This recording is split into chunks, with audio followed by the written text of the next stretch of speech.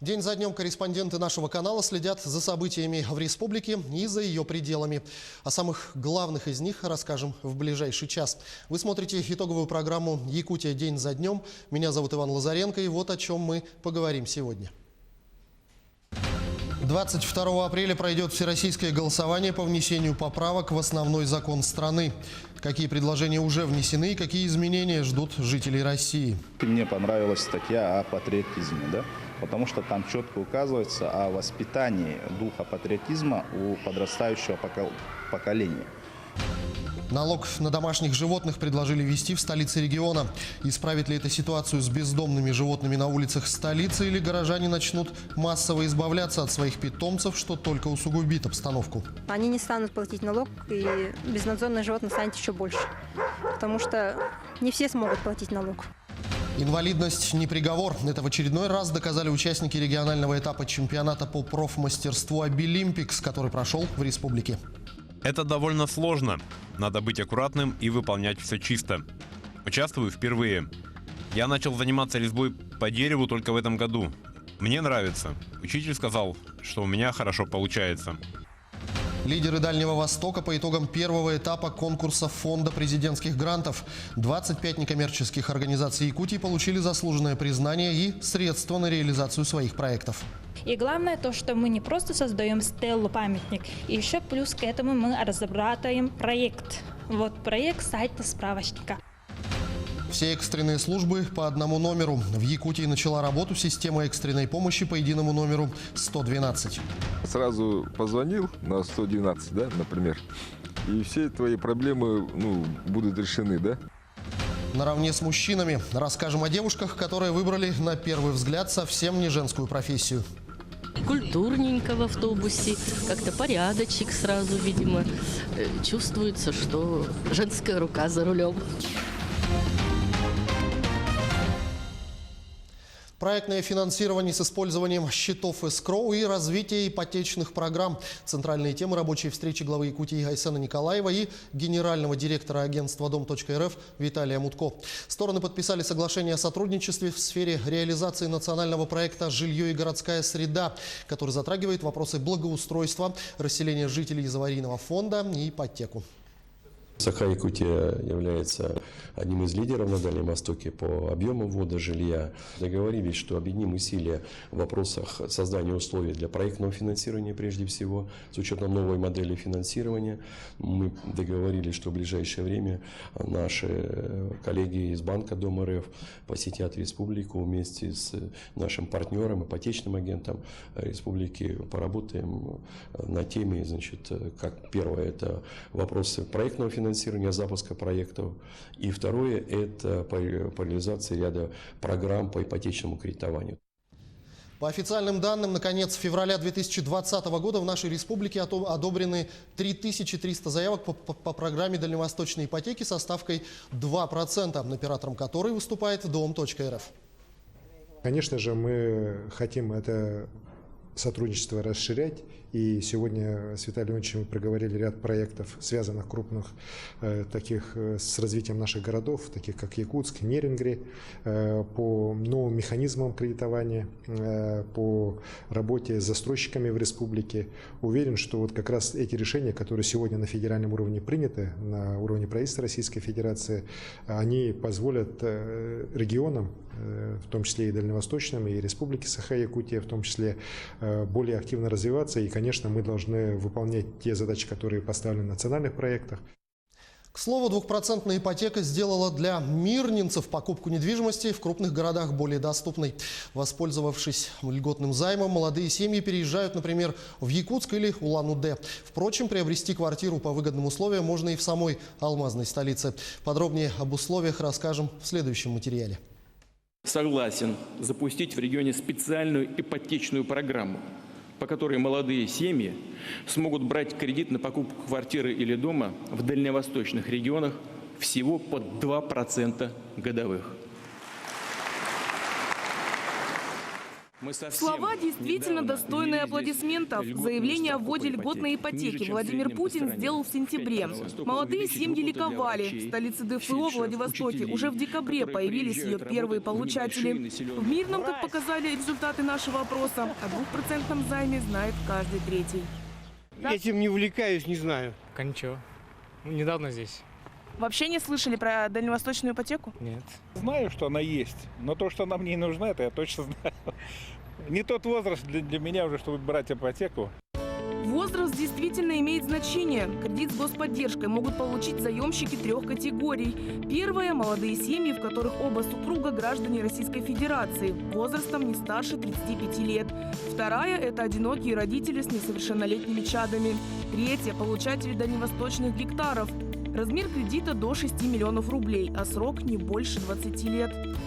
Данная ипотека может быть использована на приобретение жилья на первичном рынке только в городах, на приобретение жилья на вторичном рынке только в сельских населенных пунктах, на строительство индивидуального жилого дома на земельном участке, который находится в собственности одного из заемщиков, ну, будь то супруга либо супруг, да, и на приобретение земельного участка и строительство на нем жилого дома.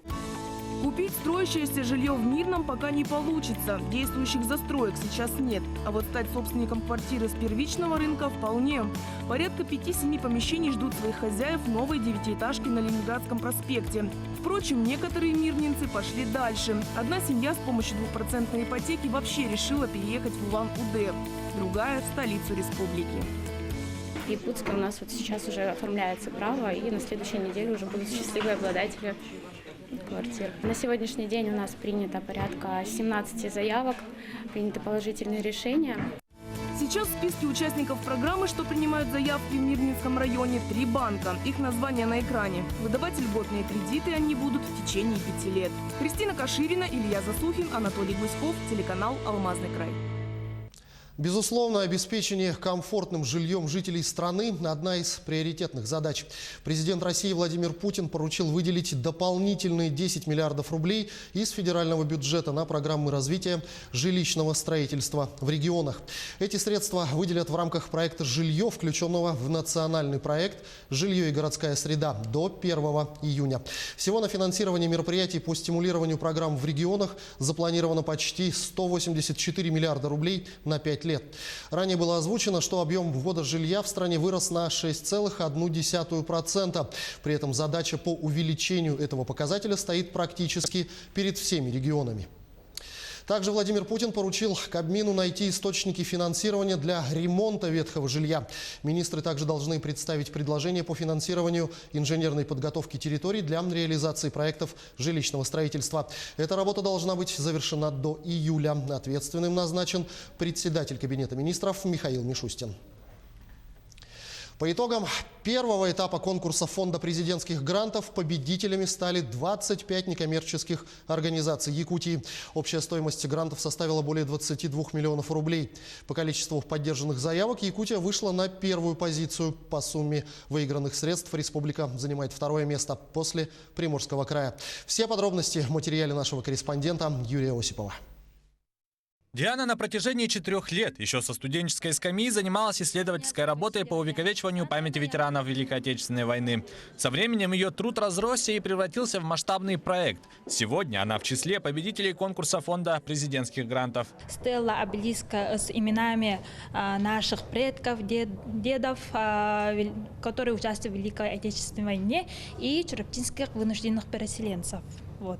И сохранение их имени, их памяти. И главное то, что мы не просто создаем стеллу, памятник, и еще плюс к этому мы разрабатываем проект. Вот проект сайта справочника, в который будут указываться их имена, их фотографии и история того, что они когда участвовали, как, что они получили, какие ордены. Направление проектов сильно разнится. Программы, выигравшие грант, варьируются от сохранения памяти о героях Великой Отечественной войны до проектов в области образования. Мой проект «Я оленевод» направлен на сохранение духовных ценностей, культуры малочисленных народов Севера. Если у нас есть сейчас программы по оленеводству, да, мы хотим сейчас снять учебный фильм для школ, для средних, высших учебных заведений. Потому что сейчас вот по Момскому району у нас идет спад молодые специалисты не работают в оленеводстве. И сейчас мы хотим прямо с дошкольного возраста возродить вот эти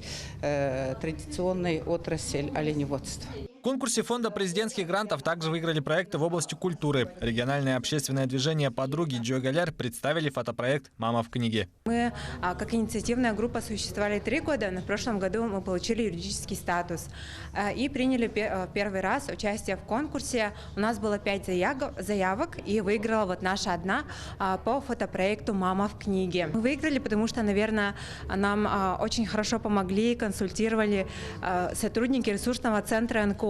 На начальных этапах становления поддержка может понадобиться всем некоммерческим организациям. Ресурсный центр открыл свои двери в начале прошлого месяца. Сейчас они уже планируют расширить географию деятельности и углубиться в Арктику. У нас запланировано 7 выездов в арктические районы, потому что там недостаточное количество некоммерческих организаций, и нам нужно усилить развитие. Кроме того, наша новая задача, которая стоит перед нами, это администрирование грантовских конкурсов. И могу сказать, что это ответственно. Также для помощи разработано мобильное приложение НКО Якутии. В нем авторы социально ориентированных проектов могут получить информационную и консультационную помощь. В этом приложении наши некоммерческие организации могут найти правовые памятки, могут найти ответы на любые свои вопросы, да, и там будут размещаться все новости по некоммерческим организациям. Лучшие практики, лучшие кейсы тоже там будут. И, конечно же, там все документы по регистрации СМИ-Юста, да, как регистрировать свою организацию и часто задаваемые вопросы. Победителями конкурса стали 25 проектов из Якутии. Стоит отметить, что они составили 22% от общего числа поданных республикой заявок. Общая стоимость грантов составила более 22 миллионов рублей. Успехи очевидны. По сравнению с результатами прошлого года количество поддержанных заявок увеличилось на 127%. Если социально ориентированный НКО получает президентский грант, это означает, что достаточно квалифицированные сотрудники, достаточно интересная на российском уровне заявка, и это означает, что мы конкурентоспособны, и наша республика является одной из передовых в России именно вот по качеству развития общества, по уровню доверия, по зрелости общества как такового. Якутия стала лидером Дальнего Востока по количеству выигранных грантов. На втором месте Приморский край, в котором было одобрено 19 проектов. Между тем, по сумме выигранных грантов Якутия уступила пальму первенства все тому же Приморскому краю. Сейчас уже объявлен старт второго этапа конкурса президентских грантов. Заявки принимаются до конца марта. Юрий Осипов, Джулустан Иннокентьев, Якутия. День за днем. Еще в конце февраля Владимир Путин встретился с членами рабочей группы по поправкам в Конституцию России, которая в течение месяца собирала и обсуждала предложения по корректировке основного закона. Президент выслушал идеи и поддержал целый ряд новых положений. Подробнее об этом расскажет Полина Долинская. За месяц поправок поступило очень много, свыше 900. Это серьезный вызов для всех, заявил президент. Чрезвычайно важно здесь выверить каждое слово, каждую букву, каждую запятую, но при этом, конечно, не выхолостить то, что было создано большим, прямо скажем, трудом всего нашего народа и закреплено в действующей Конституции. Ничего не потерять, а наоборот, ответить на вызовы времени сегодняшнего дня, призвал Владимир Путин. Важно, чтобы именно граждане Российской Федерации, придя на голосование, утверждали данные изменения. Как скажут люди, так и будет. Цель этого общероссийского голосования заключается в том, чтобы граждане страны сами решили вот этот ключевой вопрос. Даже после того, как государственное примет данный закон о внесении поправок в Конституцию, последнее слово останется за гражданами. И как объявил президент страны, если граждане вдруг отклонят, то поправки в Конституцию не будут внесены. Главные тезисы, предложенные Путиным поправок. Браки описаны как союз мужчины и женщины. Защита брака, а также институтов семьи, материнства, отцовства и детства находятся в ведении России как государства. Вводится статья об исторической преемственности Российской Федерации, в которой упоминается память предков, передающих нам идеалы и веру в Бога. В пункте о государственном языке России русский язык назван языком государствообразующего народа. При этом отмечено, что государствообразующий народ равноправен с другими народами России, а другим народам гарантировано право на сохранение родного языка. Согласно поправкам, не допускаются призывы к отчуждению территории России и действия, направленные на отчуждение. Исключение сделано для уточнения границы с соседствующими с Россией государствами. Аналогичным образом не допускается умаление подвига народа при защите Отечества. Устанавливается право и обязанность государства защищать историческую правду. Закрепляется соответствие минимального размера оплаты труда, величине прожиточного минимума. Первый не должен быть ниже последнего в целом по стране. А также поправки закрепляют право государства вводить ограничения для кандидатов на государственные посты. Запрет держать деньги в зарубежных странах и иметь вид на жительство другого государства. Похожие требования вводятся для премьер-министра, его заместителей, членов Федерального собрания, прокуроров и уполномоченного по правам человека. Президенту России запрещается, когда бы то ни было, быть гражданином другой страны. Отдельные федеральные органы власти могут работать не из Москвы, а из другого города. Их переезд за пределы столицы определяется федеральным конституционным законом. Настоящему голосованию по изменению Конституции мне понравилась статья о патриотизме, да? Потому что там четко указывается о воспитании духа патриотизма у подрастающего поколения. Без всяких изгибов, без очернения подвига наших прошлых героев. Для проработки этих и других вопросов была создана рабочая группа. Второе чтение законопроекта о поправках в Госдуме запланировано на 10 марта, в третье – на 11. Президент поручил ЦИК организовать подготовку к голосованию. В Государственной Думе поддержали предложение провести голосование 22 апреля. Этот день будет объявлен нерабочим. Ну а сейчас мы ненадолго прервемся и смотрите в продолжении программы.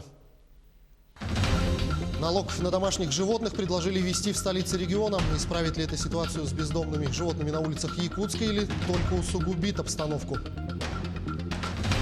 Система вызова экстренных служб по единому номеру 112 заработала на всей территории республики.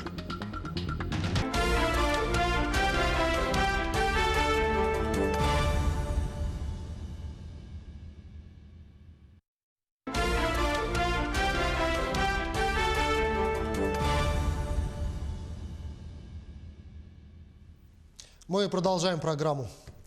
Изыскательские работы начались на месте строительства моста через реку Вилюй. Уже выбрано подходящее место. Это 664-й километр федеральной дороги Вилюй. Подрядной организации предстоит выполнить геодезическую съемку, изучить пробы почвы и воды. Строительство моста через реку Вилюй будет финансироваться полностью из федерального бюджета. Общая сумма 20 миллиардов рублей. Длина моста 1,7 километра. Ввод объекта обеспечит круглогодичное автомобильное сообщение между Якутском и Нюрбой. Глубина, здесь в основном где-то метра 1,5–2–2,5. На фарватере около 5–6.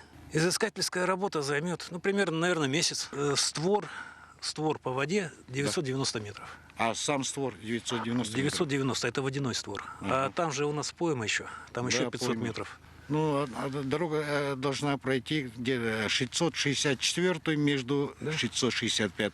Да, она будет пересекать старую дорогу, затем... вроде как дугой обходить и выходить на старую дорогу. В связи со строительством крупнейшего транспортно-логистического узла, окончательным вводом железной дороги, с началом проектирования строительства Ленского моста и распространением режима ТОР Якутия в ближайшие годы, Мегино-Кангаласский улус станет одной из точек роста экономики региона. Об этом заявил глава Якутии Айсен Николаев по итогам рабочей поездки в район. В перспективе Нижний Бестях станет транспортно-логистическим центром, связующим воедино наземную, железнодорожную и речную инфраструктуру республики, а в будущем и всего северо-востока России. Мегино-Кангаласский улус у нас становится одним из таких точек роста нашей республики. Появление здесь крупнейшего транспортного узла в связи с вводом уже окончательной железной дороги, планируемое строительство Ленского моста, активная реконструкция федеральных дорог Колыма и Елена, появление здесь мощнейшей энергетической инфраструктуры в последние годы. Это все дает основание считать нам, что в ближайшие годы здесь экономический рост именно в районе Нижнего Бестяха будет одним из самых быстрых в нашей республике. Отдельное внимание во время визита было уделено строительству социальных объектов и территориальному планированию поселка Нижний Бестях и наслегов Мегино-Кангаласского улуса. Айсен Николаев отметил, что в ближайшие годы в поселке начнется строительство новой школы и ряда других инфраструктурных объектов. Сегодня в Нижнем Бестяхе мы посмотрели строительство ряда социальных объектов, крупнейшего физкультурного, такого оздоровительного центра с плавательным бассейном, который здесь строится в Нижнем Бестяхе, почти завершившееся строительство детского сада. В ближайшее время мы все-таки планируем здесь и строительство новой школы, других социальных объектов. Мы должны уже думать о том, каким будет Нижний Бестяк, каким будет Мегино-Кангаласский улус буквально в ближайшие годы, каким образом полностью поменяется его значение и роль в экономике нашей республики. Еще один населенный пункт, к которому приковано внимание в последнее время, это, безусловно, Табага, где уже начаты изыскательские работы в преддверии строительства долгожданного Ленского моста, который свяжет северо-восток страны с европейской частью России. Сегодня там состоялось радостное для жителей села событие – открытие Дома культуры «Кедр». Новый культурный центр включает в себя просторный зрительный зал на более чем 100 мест, библиотеку, музей, посвященный истории села, кабинеты кружковых формирований и хореографический зал.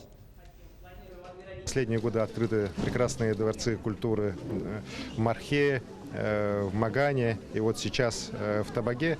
Это очень важно для Табаги, потому что в ближайшие годы они реально станут у нас южными воротами столицы, когда сюда пройдет Ленский мост, когда Табага приобретет новое значение, как экономическое, так и социальное. И вот появление таких объектов, в которых дети, взрослые могут развиваться, могут получать приобщаться к прекрасным достижениям культуры, заниматься, оно очень дорогого стоит.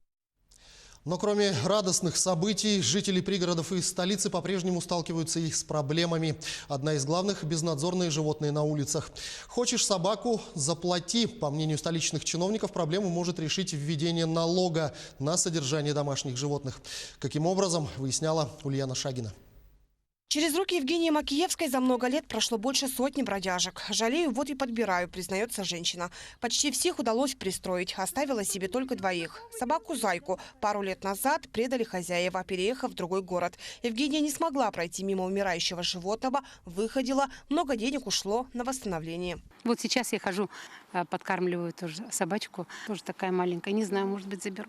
Но в скором времени, помимо расходов на стерилизацию, питание и медицинское сопровождение своих подобранных собак, у Евгении может появиться еще одна статья расходов – налог на домашних животных. В основном же этим занимаются пенсионеры, люди с большим сердцем, у которых помещается не одна собака, а 2, 3, 4, 5 и так далее.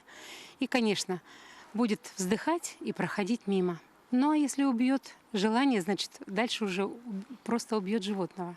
По мнению столичных чиновников, содержание бездомной дворняги обходится в круглую сумму. Стоимость всей процедуры по отлову, содержанию, вакцинации и стерилизации одного животного составляет 14,5 тысяч рублей в месяц. Именно с этими затратами и связано снижение показателей отлова, а количество бездомных животных растет.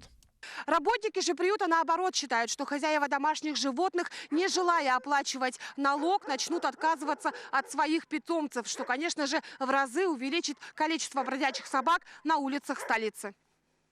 Они не станут платить налог, и безнадзорных животных станет еще больше, потому что не все смогут платить налог, и не все захотят. А вот штрафы к самовыгулу, это было бы хорошо, потому что люди бы более ответственные были бы, выгуливали бы на поводках, потому что нападения и укусы собак производятся в большинстве случаев от хозяйских животных. Поэтому лучше пусть будет штраф, чем налог. Сегодня в этом приюте содержится более 200 собак. Большая часть из них имеет хозяев, которые не торопятся забрать животное домой. Дней через 20 после всех медицинских процедур, в том числе стерилизации, их снова выпустят на улицы города. Таков новый закон, защищающий животных от жестокого обращения. Кастрация, стерилизация, по идее, как бы уменьшает численность. Они же не будут рождаться, не будут плодиться, поэтому как бы все равно остается на одном уровне будет. На их содержание в этом году из республиканского бюджета выделено более 7 миллионов рублей, но этих средств не хватает. В приюте сегодня работает всего один специалист по отлову собак. Между тем, в день поступает порядка 140 заявок. Из них отрабатывается мизерная часть. Получается, большинство жалоб по поводу агрессивных собак уходит в никуда. Примерно сколько собак получается отловить? Ну, это когда как получается, ну, например, 7 максимум можно. Замедляют работу и отлов животных вручную. Гуманный способ предписывает новый федеральный закон. Теперь работник может пользоваться только петлей или сеткой. Одна из таких устройств, стреляющих летающей сетью, на днях поступила и в Якутск. Специалисты надеются, что процесс немного ускорит их работу. По новому закону нельзя препараты какие-то, нельзя вот, например, да? Ну, согласно с ветеринарией, просто можно вот таких агрессивных собак можно таким образом поймать, а так только голыми руками. Пока рано говорить о сумме налогового сбора, впрочем, как и о его деталях. Но у инициативы якутских чиновников уже нашлись свои противники. Зоолюбители видят другой выход в решении проблемы. Налог на нестерилизованных. Вот здесь возможный налог. Но есть и те, кто за налог. Горожанин Илья Анопров более 10 лет разводит ездовых собак. Якутских лаек, хаски и аляскинских маламутов. У меня больше 10 собак, конечно. Но я их кормлю, хорошо содерживаю и занимаюсь с ними. У меня все выставочные собаки, все с документами, РКФ. Они все прививки, ну все, придираться ко мне нечего. Илья – ярый противник самовыгула собак. Гуляет он с ними только под чутким присмотром и считает, что новый налог только повысит ответственность у хозяев за содержание своих питомцев. Я считаю, всем надо вести. Мы все горожане хотим, чтобы наш город был чище, краше. Каждый гражданин города пускай платит налоги, да и все. Между тем, решить проблему с безнадзорными животными предлагают и якутские общественники. Их предложение о готовности взять на себя полномочия и функции приюта, который не справляется со своими обязанностями, в эти дни буквально взорвало социальные сети. С этим предложением они уже обратились в городскую администрацию. В Якутске примерно сказали, что 10 тысяч собак, правильно? 10 тысяч собак. Вот этих 10 тысяч собак надо взять, закрыть, гуманно содержать, работать с благотворительными фондами всякими международными, да, там. И иногда вот за границу отправлять, и в Россию отправлять, такая практика уже есть. А всех остальных, да, надо вот стерилизовать, допустим, полный обход в Якутске нужен, короче, это большая работа, как перепись населения. Только так можно победить. Собачий вопрос для местной администрации стал настоящей головной болью. Оказалось, что содержать приют и одновременно следовать каждому пункту нового закона о защите прав четвероногих – задача практически невыполнимая. Пока эту проблему хоть как-то пытаются решить, количество бродяг на улицах столицы только увеличивается. Главное здесь не переусердствовать, чтобы не получилось, что хотели как лучше, а вышло как всегда. Ульяна Шагина, Семен Семенов, Якутия. День за днем. Звонки по единому номеру 112 теперь доступны во всех районах республики. Однако пока о существовании системы единого вызова экстренных служб знают немногие. О том, как осуществляется работа службы 112, узнаем в материале Саргаланы Неустроевой. Любой звонок 112 поступает сюда, в зал приема и обработки вызовов. Отсюда уже происходит перераспределение информации по службам. Теперь сообщить о происшествии по номеру 112 возможно в любом уголке республики. При этом важно только само наличие устройства. Позвонить в службу можно даже с отрицательным балансом и отсутствием связи. Любой вызов будет отслеживаться на карте у специалиста. Во время поступления звонков, таких как, допустим, оказание скорой медицинской помощи или неотложной медицинской помощи. Мы принимаем вызова у заявителей, опрашиваем их, спрашиваем, что именно у них произошло. Мы создаем обращение, заполняем адрес в обязательном порядке первым делом заявителей, спрашиваем, где они находятся, потому что связь может прерваться, и заявителям, чтобы была возможность уже отправить экстренную помощь. Дальше создаем обращение, карточку, направляем более подробную детальную информацию и в службу 03 отправляем вызов. Безусловно, удобство системы отмечают многие. Знание номера необходимой службы с приходом единой системы становится необязательным. Запомнить необходимо только заветные 3 цифры – 112. Только сейчас проблема заключается лишь в том, что знают об этом немногие. Конечно, это хорошо, когда есть единая служба, да? Ну, номер позвонил, не надо думать, куда звонить, кому звонить, да? А сразу позвонил на 112, да, например, и все твои проблемы, будут решены, да? Нет, не знал, честно. Узнал только сегодня. Но считаю, что такая служба вообще необходима, конечно, удобно. 112 я набрала, и уже одна единственная служба, и я уже запомнила, в экстренной ситуации человек может растеряться. Это очень удобно, я считаю, потому что особенно люди, которые с пенсионного возраста, у них и не то что мобильные, им очень тяжело вызывать, а сейчас единая служба, где можно просто набрать, даже ничего не говоря, и сразу узнают люди, где он. Это доказывает и тот факт, что за сутки информация, направленная системой 112 в единую дежурно-диспетчерскую службу города или МЧС, поступает всего около 5-6 раз. При этом иногда звонки могут дублироваться. Да, есть вариант того, что звонки могут дублироваться. Это да, не исключено. Особенно это бывает, когда идут глобальные отключения по сетям электроснабжения, как правило, звонки, они идут очень в большом количестве от жителей, они интересуются, почему произошло отключение. И в том числе попадают, конечно, на 112 такие звонки. Более того, особенности оценки ситуации разные для всех экстренных служб. Знать об этом должен каждый специалист по приему и обработке звонков 112. Но пока, возможно, в силу молодого возраста системы донести необходимую информацию получается не всегда. Год мы работаем, да, иной раз бывает нам непонятно, куда отправлять технику. Бывает, принимают вызова, не уточняет характеристику дома, что это много значит для нас, потому что хотя бы те же двухэтажные жилые дома, многоэтажные, там предусмотрено самый высокий ранг пожара, и туда выезжает много пожарной техники. Данная ситуация действительно становится проблемной, особенно во время сезонных катаклизмов и иных чрезвычайных происшествий. Ведь в любом случае на том проводе вас услышит такой же человек, а действовать в экстренных ситуациях необходимо незамедлительно.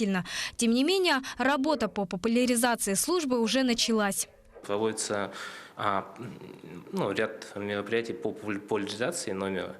То есть вот как раз даем на телевидении информацию. Также будет выпущен ряд материалов, в том числе с поддержкой МЧС, так как они являются куратором системы 112. Как бы то ни было, система действительно очень эффективна. Примером тому может служить известная всем служба 911 в Штатах. Ведь в чрезвычайных ситуациях вспомнить, какой номер принадлежит необходимой службе, сложно. И это только если ты вообще его знаешь. Саргалана Неустроева, Семен Семенов, Якутск. Ну а создать комфортные условия для сельских жителей, поддержать население в занятии сельским хозяйством призваны 9 проектов развития сельских территорий, к реализации которых приступят в Якутии в этом году. На эти проекты направят почти 2 миллиарда 600 миллионов рублей. Проекты предусматривают 26 мероприятий. В основном это строительство социально значимых объектов. При их утверждении были проведены общественные слушания, где учитывались интересы населения, бизнес-сообществ, проживающих в населенном пункте. В этом году проекты будут реализованы в 11 сельских территориях 8 районов Якутии, включая арктические.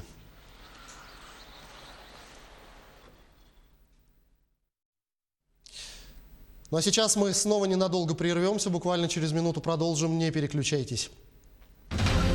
Испытывают ли якутяне проблемы с возвратом билетов и туров из-за ситуации с коронавирусом и куда поехать отдыхать после долгой зимы? В Якутске завершился региональный этап чемпионата по профмастерству для людей с ограниченными возможностями здоровья «Обилимпикс».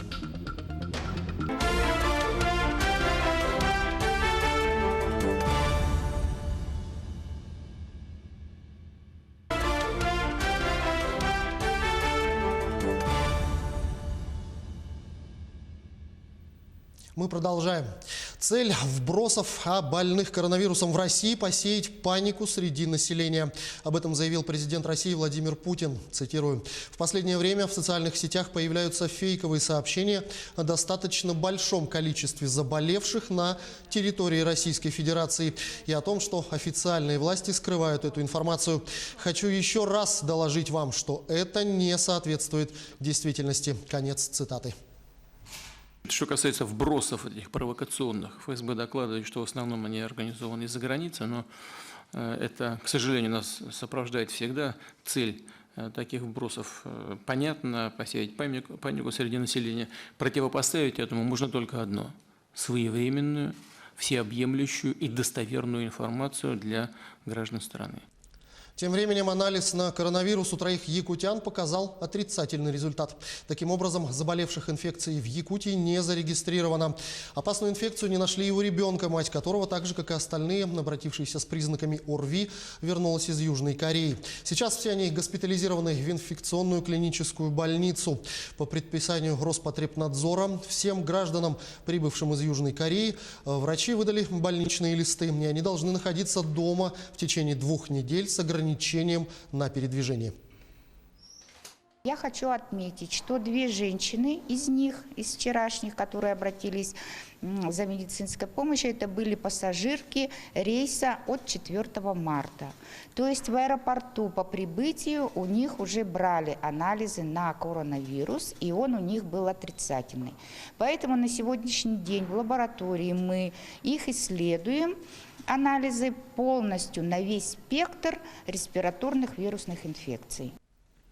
Число зараженных коронавирусом в мире уже более 100 тысяч. Большая часть случаев приходится на Китай. За пределами материкового Китая случаи заболеваний фиксируются в Южной Корее, Японии, Иране, во Франции, Италии и многих других странах. А в Италию уже прекращены продажи путевок. Ростуризм в это время закрыл границу и с Южной Кореей. Приостановил продажу билетов в Италию и Иран. Испытывают ли якутяне проблемы с возвратом билетов и туров, и куда поехать отдыхать после долгой зимы, узнавала Ульяна Шагина. Вместе с другими подозреваемыми на коронавирус туристами, вернувшимися из Италии, и наша землячка Юлия, которая живет и работает в Москве. Сейчас все они помещены в первую инфекционную больницу Москвы, где для них выделили отдельный бокс. Юлия показала условия проживания, а также поделилась своими переживаниями. Конкретно под подозрением никого нет, но фактически мы все тут под подозрением. В нашей палате 7 девушек. Вот, в остальных палатах не знаю сколько, но нас немало. Это учитывая, что у меня все равно температура иногда поднимается, но что врачи говорят, что возможно у вас просто стресс. Несмотря на запреты Ростуризма, многие якутяне не боятся лететь в азиатские страны. Петр Васильев запланировал поездку в Японию еще в феврале. Так как попасть в эту страну из Якутии напрямую нельзя, ему пришлось подобрать оптимальный маршрут с пересадкой в Южной Корее. После официальных запретов маршрут пришлось полностью пересмотреть, даже сдав билеты обратно. Теперь ждет возврата денег. 1 марта текущего года билеты пришлось сдать. Собственно, в авиакомпании сказали, будет компенсация в течение 2-3 дней. И любой желающий, в принципе, может сдать эти билеты. Работники якутских турагентств идут навстречу населению. Деньги, заранее купленные билеты в Китай, Южную Корею, Иран и Италию, возвращаются в полном объеме. При этом никаких дополнительных документов предоставлять не надо. Только паспорт и билеты. Главное – сделать это до вылета рейса. В противном случае придется делать это в претензионном порядке. Если вы онлайн купили, обращайтесь там по горячей линии, телефон, или на сайте авиакомпании, где покупали. А если у нас покупали, то мы возвращаем 100%. В Забайкальском правительстве подсчитали, в отпуск на сегодняшний день в связи с запретами не уехали более 300 человек. В Якутии пока таких данных нет. Между тем, не зафиксированы и официальные заявления от населения по поводу задержки или невозврата денег за ранее приобретенные туры. Не было таких заявлений и в региональном Роспотребнадзоре, которые, кстати, обещают помочь при возникновении проблемной ситуации. Если поступает отказ об удовлетворении требований потребителя со стороны исполнителя, потребители вправе обратиться в наш адрес для досудебного урегулирования вопроса с исполнителем, либо сразу обратиться в суд с требованием о возврате полной суммы, которая им положена по закону. Столичные турфирмы уже отмечают об уменьшении туристического потока. К примеру, Южная Корея была не только одним из излюбленных мест отдыха якутской молодежи, но и стыковочным городом в другие азиатские страны. В целом, по сравнению с прошлым годом, конечно, да, спрос туристический упал, но мы так думаем, что народ все-таки выжидает, да, все надеются, что эта ситуация стабилизируется и откроются границы, ну, месяц-два, в принципе, время пока еще есть подождать. Пляжный сезон начнется только с середины мая, и, скорее всего, многие якутяне предпочтут в этом году все-таки отдыхать внутри страны. Уже сегодня многие из них едут отдыхать в минеральные воды Анапу и Сочи. Как говорится, чужое и хорошее постыло, а свое и худое домило. Ульяна Шагина, Георгий Григорьев, Семен Семенов, Якутск. Лучших мастеров выявил чемпионат Обилимпикс. В Якутске завершился региональный этап чемпионата по профмастерству среди людей с ограниченными возможностями здоровья. В нем приняли участие 141 конкурсант со всей республики. Соревнования прошли на 13 площадках в Якутске и Нерюнгри. С участниками встретилась Саргалана Федорова. Набор режущих инструментов ученик 8 класса Андрей Михайлов использует ловко. Он занимается резьбой давно, но только сейчас решил испытать свои силы на чемпионате. Животных вырезал, цветы всякие. На 8 марта маме вот сейчас готовлю подарок. Ну, получается красиво, всем нравится. Все хотят такую же, все покупают, бывает даже. Любой человек может сесть, если желание есть, и может вырезать. Компетенция резьба по дереву для Якутии новая. Появилась в этом году. От ребят требуется не только точность движений, но и способность к планированию и конструированию. Они мастерят разделочные доски. Сначала переносят чертеж на заготовку, затем приступают к резьбе. Последний штрих – шлифовка. Это довольно сложно. Надо быть аккуратным и выполнять все чисто. Участвую впервые. Я начал заниматься резьбой по дереву только в этом году. Мне нравится. Учитель сказал, что у меня хорошо получается. Эксперты оценивают не только качество выполнения изделия, но и соблюдение техники безопасности. На работу дается 4 часа, и в итоге ребята должны предоставить вот такой готовый продукт, такую заготовку с узорами. Его можно будет использовать для изготовления шкатулок и для декора. Как ухаживать за лежачим больным в доступной форме продемонстрировали на соревновательной площадке в Нерюнгре. Участники компетенции медицинский и социальный уход поделились своими умениями на мастер-классах. Демонстрация профессионального мастерства длилась 3 дня. За звание лучшего в своем деле поборолись школьники, студенты, а также специалисты. На выбор 19 компетенций, начиная от ювелирного дела, заканчивая экономикой. Помимо резьбы по дереву, участники впервые проявили себя в таких направлениях, как социальная работа, медицинский лабораторный анализ и прикладная эстетика. Обучаюсь на профессии массажист. Нелегко далось, пришлось потренироваться, вспомнить все, чему обучались, и всю свою теорию воплотить в практику. Конкурс дает очень многое. Опыт, во-первых, всего, и уверенность в себе. Работу участников оценивали более 100 экспертов, в том числе потенциальные работодатели. Многим чемпионат открыл двери на рынок труда. У нас есть квоты для людей с ограниченными возможностями здоровья, и получается, они могут подать резюме на общих основаниях. Это все хорошо, и мы очень сильно ждем всех для трудоустройства. С 2016 года республика активно участвует в этом мероприятии. Надо сказать, что в прошлом году достаточно успешно наш 21 участник принимал участие в финале Обилимпикса в городе Москве. И 4 человека были призерами. При этом участница из Нерюнгри в категории специалисты у нас получила приглашение в Германию на стажировку и готовится к отбору на чемпионат мира. У победителей есть более полугода, чтобы основательно подготовиться к финалу национального чемпионата. Но самое главное, они уже получили шанс на трудоустройство. Саргалана Федорова, Павел Пахомов, Якутия. День за днем. Ну а свое продолжение получила история, когда в Нерюнгри девочка упала с крыши 10-этажного дома. Бабушка-подростка, бывшая ее опекуном, хочет вернуть внучку в свою семью. Почему она лишилась этого права, несмотря на то, что воспитывала девочку почти с самого рождения? В непростой и щепетильной ситуации попыталась разобраться Тамара Игнатьева.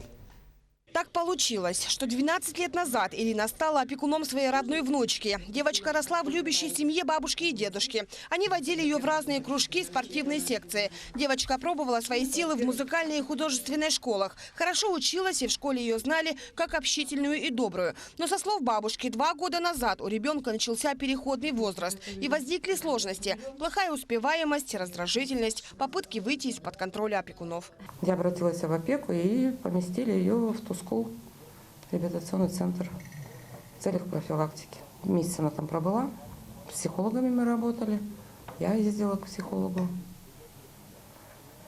А потом вот после Нового года, она у нас была в ноябре там, или в октябре, после Нового года она уже первый раз не пришла домой ночевать.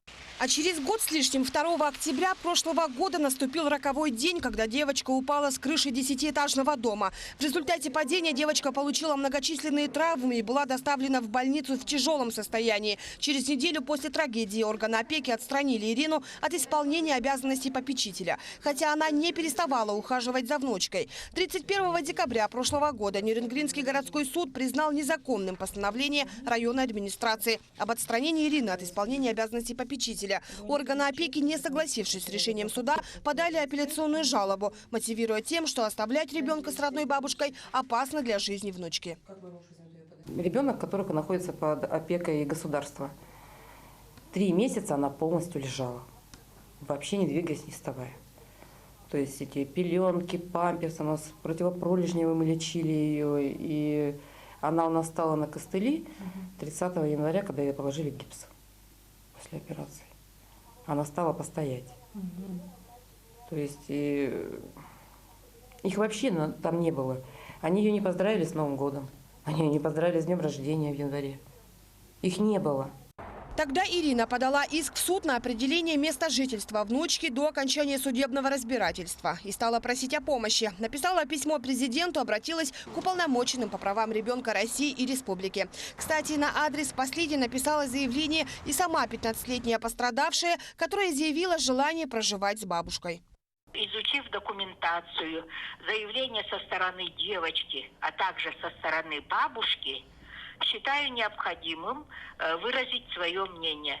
Девочка на сегодняшний момент находится в трудной жизненной ситуации и действительно нуждается в опеке своей бабушки. Считаю необходимым сказать о том, что условия в доме бабушки хорошие, и действительно ребенок был хорошей опекой, но случилось несчастье. Поэтому считаю нужным ходатайствовать перед Верховным судом о том, чтобы несовершеннолетняя осталась в привычной своей обстановке, в хороших условиях под опекой своей родной бабушки.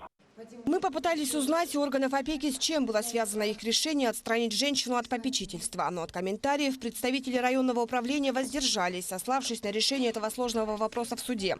И тоже в интересах ребенка и его будущего. Ситуация действительно очень непростая. В настоящее время девочка находится в социально-реабилитационном центре для несовершеннолетних в Якутске. 11 марта состоится Верховный суд, где рассмотрят апелляцию органов опеки. Мы будем следить за развитием ситуации. Ульяна Шагина, Тамара Игнатьева, Вадим Барашков, Нерюнгри.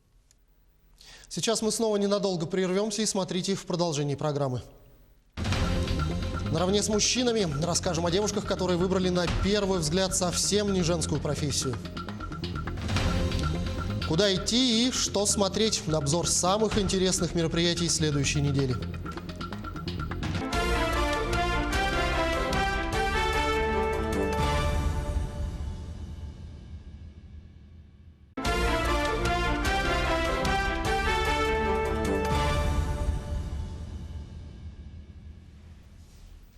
Мы продолжаем. От площади Победы до площади Орджоникидзе прошли тысячи якутян в национальных костюмах. Торжественный митинг приурочили ко Дню народного мастера Якутии. Участники шествия стартовали с площади Победы в честь 75-летия Победы, откуда на фронт уходили десятки тысяч якутян. В руках они несли портреты отцов и дедов, другие колонны, флаги районов и чаппарах, коврик для лошади с якутским орнаментом. Были и представители национальных общин.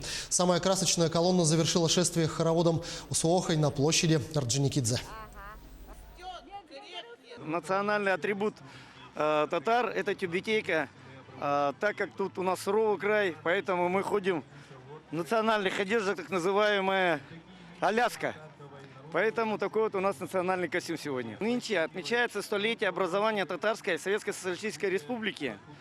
И 17 числа, 17 по 24 мая, будут отмечаться Дни Якутии в Татарстане, посвященные этой дате. В современном мире практически не осталось сфер деятельности, где бы женщины не трудились наравне с мужчинами. Никого уже не удивляют женщины-полицейские и женщины-астронавты. Сегодня женщины работают и в политике, и в бизнесе. Сегодня мы хотим рассказать о девушках, которые выбрали совсем не женскую профессию. Подробнее в материале Дмитрия Тымырова. 6 часов утра мы вместе со съемочной группой находимся в гараже. Здесь приступила к работе Ирина. Она водитель маршрутного автобуса.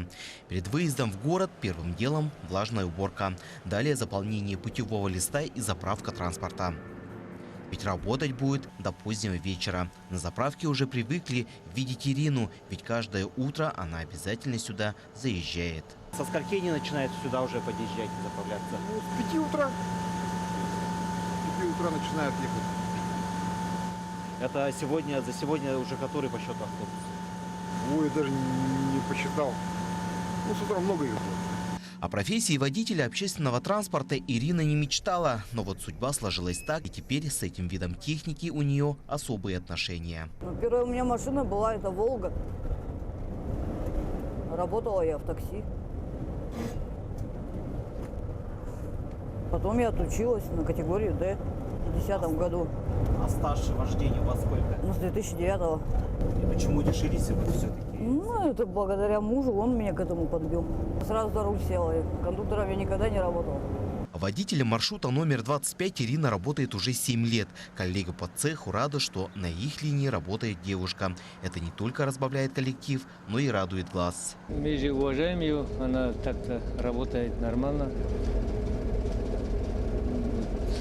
Если что, помогаем, если попросит. Так, мы рады за нее, что работает у нас женщина на нашем маршруте. Как-то все интересует, что вот все народы интересует, что у вас женщина работает, да.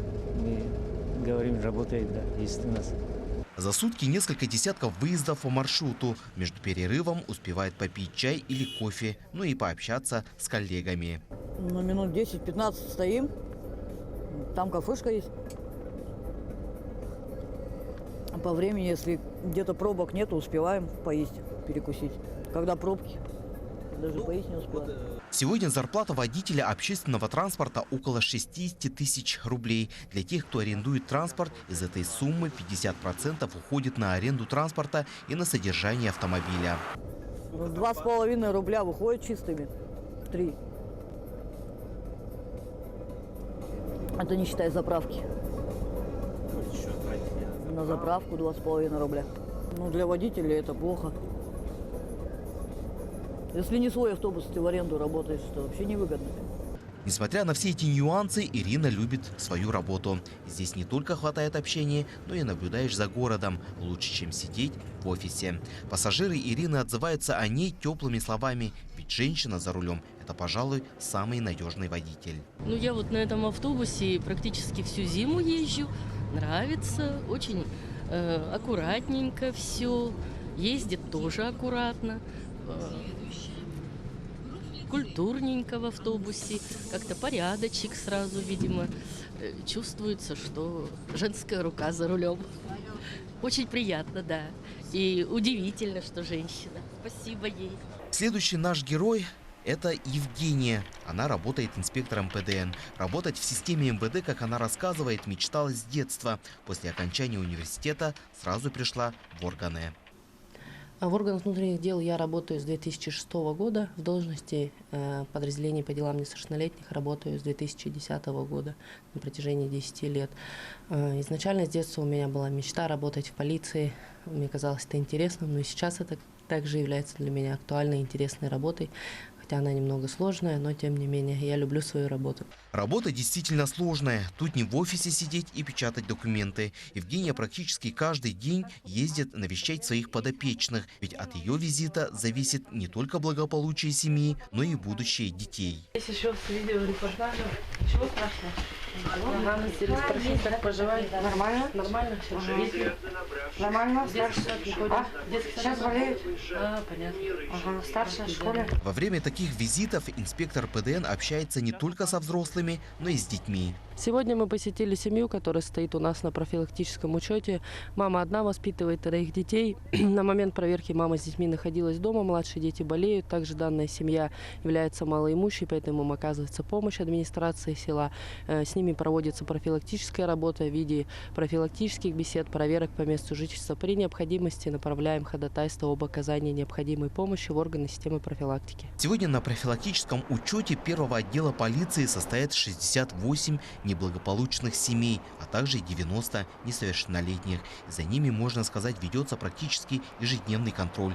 Коллеги Евгения отмечает, что женщины-инспекторы лучше справляются с этой задачей, ведь семьи и дети больше раскрываются и доверяют женскому полу. Именно в работе с несовершеннолетними детьми, с трудными детьми, да, с которыми мы работаем, они именно более хорошо справляются, потому что лучше находят язык с трудными подростками. И вот с Международным женским днем мужская половина желает всем женщинам, которые занимаются не совсем женской работой, всего самого хорошего, а главное, чтобы они были счастливы. Прежде всего здоровья, всегда оставаться красивыми, привлекательными. Удачи на дороге, поломок меньше, и меньше нервничать. Желаю всего самого лучшего, здоровья, благополучия и также счастья в семье, личной жизни. Желаю профессиональных успехов, счастья, чтобы дома было всегда все хорошо. Дмитрий Тымыров, Джулстан Иннокентьев, Павел Пахомов, Якутск. 6-й международный якутский кинофестиваль пройдет в столице региона с 18 по 22 марта. Для участия в основном конкурсе и конкурсе документального кино поступило свыше 900 заявок из 40 стран. Ну а пока мы все с нетерпением ждем этого события, культурная жизнь столицы региона не замирает ни на минуту.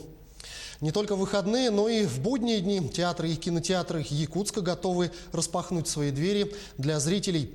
О том, что и где можно посмотреть на следующей неделе, знает и расскажет мой коллега Александр Хавренко.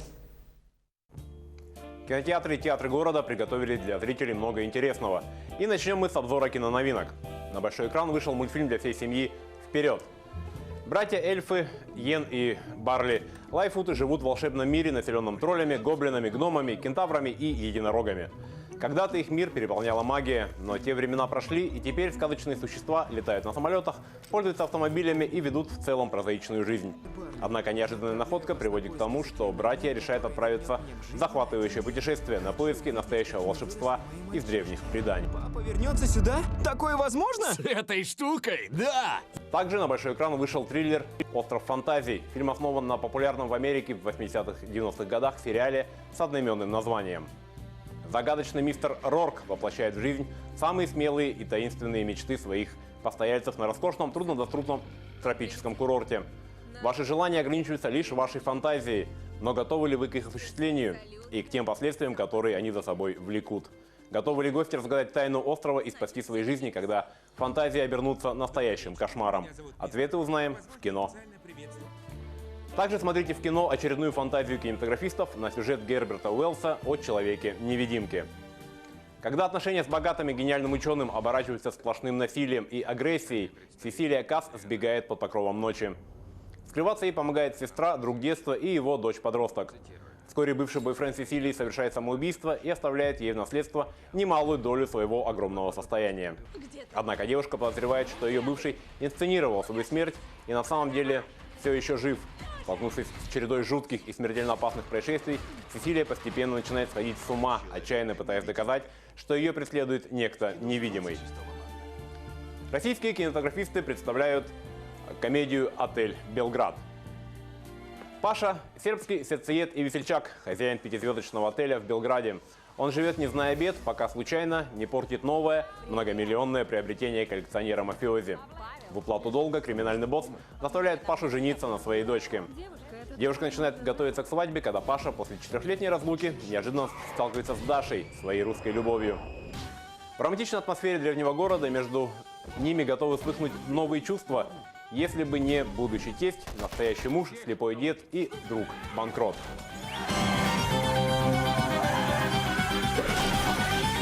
Эвакуация хозяина. В воскресенье в Русском театре покажут постановку «Голодранцы и аристократы». Это легкая комедия с элементами фарса, переодевания, внезапное разоблачение и, конечно же, сатира. Чтобы добиться руки своей возлюбленной, молодой аристократ нанимает бедную семью на роль своей родни. Этим голодранцам, конечно, не достает аристократизма, зато им не занимать темперамента, азарта и готовности поддержать игру. Хитроумный план ожидает тройной успех, но это не значит, что все обойдется без сюрпризов. 8 марта на сцене спорткомплекса «Триумф» пройдет живой концерт Елены Темниковой. Звезда российской эстрады, экс-участница группы «Серебро», подарит якутянам живой концерт с яркими динамичными номерами и знакомыми хитами «Импульсы», «Неон», «Немодные», «Вдох», «Бабочки», «Нереальная любовь» и многие-многие другие.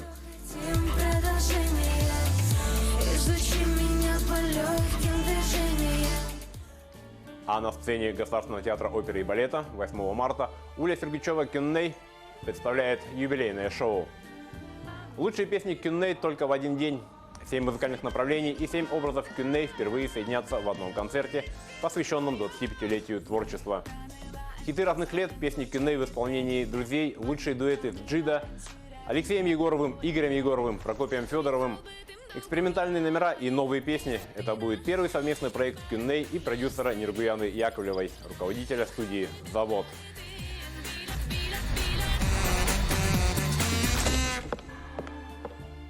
В четверг Русский театр покажет «Капитанскую дочку» по повести Александра Пушкина. Сюжет строится на нескольких главных нитях, одна из которых – судьба бунтаря Емельяна Пугачева. И, конечно же, это история о любви молодого офицера Петра Гринева и дочери капитана Маши Мироновой. В этой повести своеобразная ода нравственному долгу и чести, благородству, верности и всепобеждающей любви.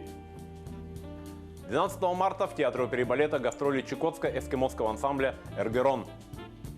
Слава Эргерона была и есть сродни славе ансамблей Игоря Моисеева, ансамбля «Березка» и Северного русского народного хора и хора донских казаков. В настоящее время это один из самых лучших этнических ансамблей не только Дальнего Востока, но и всей нашей необъятной Родины.